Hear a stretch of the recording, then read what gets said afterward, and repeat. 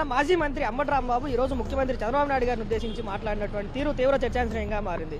అంబటి రాంబాబు గాడు ఏదో వ్యభిచారి, వాడి గురించి చెప్పాలని చాలా ఉంది. వాడు ఆడవాళ్ళకి ఇలువైన ఎదవ నా కొడుకు వాడు. అలాంటి వాళ్ళకి పెంచి పోషిస్తున్న వాడు ఒక పెద్ద ఎదవ. వీళ్ళ గురించి వాడంతా స్టేట్మెంట్ ఇస్తే వాడు కారు ఆపి తిరుపతి శాల్వా వేసుకుని మెల్లో ఆ మాట్లాడుతాడు.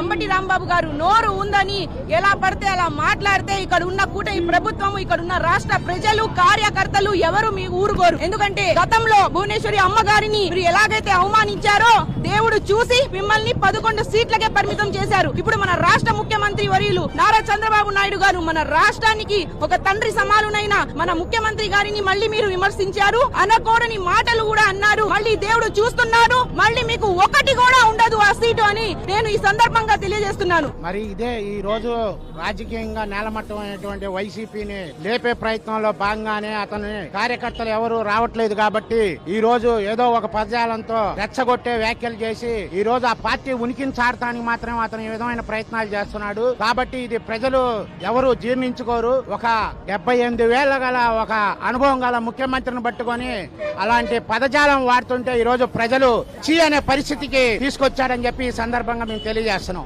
బూతులు మాట్లాడడం వాళ్లకు వెన్నతో పెట్టిన విద్య.